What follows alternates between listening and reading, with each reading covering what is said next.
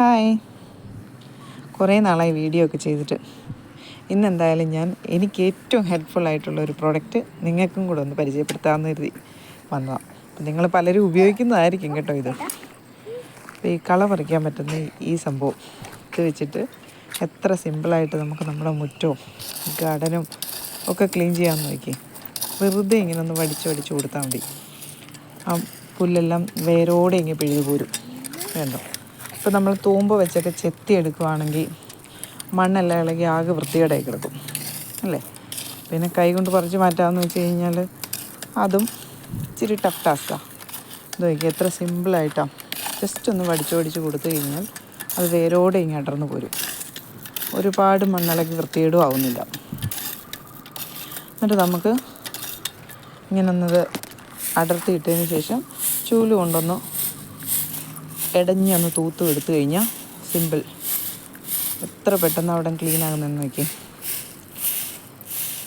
അപ്പോൾ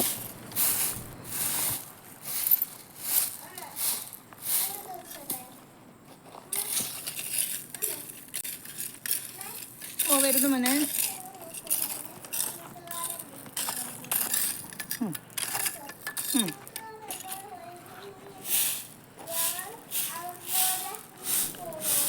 അപ്പോൾ സെറ്റായില്ലേ. ചിലപ്പോൾ വീട്ടമ്മമാർക്കൊക്കെ ഏറ്റവും കൂടുതൽ ഉപകാരമുള്ള ഒരു പ്രൊഡക്റ്റായിരിക്കും. ഉപയോഗിക്കുന്നില്ലാത്ത ആൾക്കാർക്ക് വാങ്ങാമല്ലോ. അപ്പോൾ ഒരു 5 വർഷത്തോളമായി ഞാൻ ഈ പ്രൊഡക്റ്റ് വാങ്ങിയിട്ട്. ആമസോണിൽ നിന്ന് അന്ന് ഏതാണ്ട് 399 രൂപ വിലയുള്ള ഒരു വിലയുള്ളായിരുന്നു ഇതിന്. അന്ന് വാങ്ങിയതാണ്. അപ്പം അന്ന് മുതൽ ഇതുവരെ ഞാൻ ഉപയോഗിച്ചു. ഇതിന് പിടിയൊന്നുമില്ല കേട്ടോ. ഹാൻഡിലില്ലാതെയാണ്. മീൻസ് ഹാൻഡിലെന്ന് വെച്ചാൽ ആ കമ്പ് നമ്മൾ എക്സ്ട്രാ കാപ്പിക്കമ്പ് വെട്ടി അതിൽ അറ്റാച്ച് ചെയ്ത് കൊടുത്തതാണ്.